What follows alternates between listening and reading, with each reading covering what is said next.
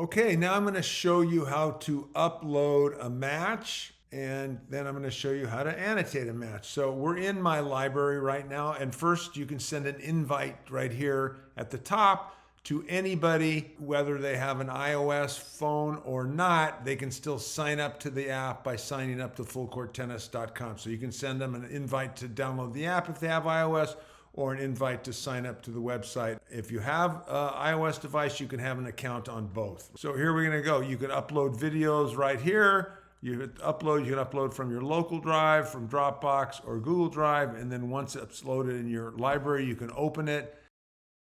We're gonna scroll down and open a match, and I'm gonna show you how to basically annotate it. And here we got a clip right here. It could be a match. This happens to be a clip, but I'm just going to open it because it's the same way. Stroke or match analysis. And here it uploads to the computer. It's allowing us to have access to the camera and the microphone. And then right here, you can see the various ways. Well, first, you can see the various ways we can analyze it. So let's just say right here, we have two options to record your voice analysis at any speed and annotate, draw, and record. We can do either of these and or switch back and forth, and I'll just show you how you do that right now. Let's go to record your voice analysis first, and you can see the various speeds there. And let's say we're gonna do it at half speed, and I'm gonna look at the tags. The player already sent tags for me to look at. These are the areas I'm supposed to analyze.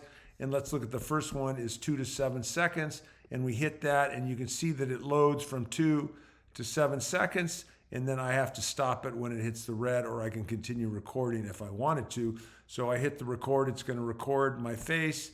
At the end of basically 7 seconds, I'll switch over and do the second clip. So here we see right now at half speed, the player's getting ready to serve. He serves, and we see he hits a little return. It's quite a bit short. And then he moves around right there to hit it, and he's falling away from the ball. Now we can pause the recording right there, and then we'll look at the other tag. And like I say, the other tag is 10 to 15 seconds, and you can see 10 seconds lined up here. And we're going to draw and annotate, so we just hit the button there. And now we're going to scroll through, and I'm going to get it ready. Okay, and we're going to resume recording right now. So we're resuming recording. I'm going to hit the arrow. And as I'm moving through, we can see that he's moving around to the ball. He's going to run around his backhand. And let's just watch his positioning here.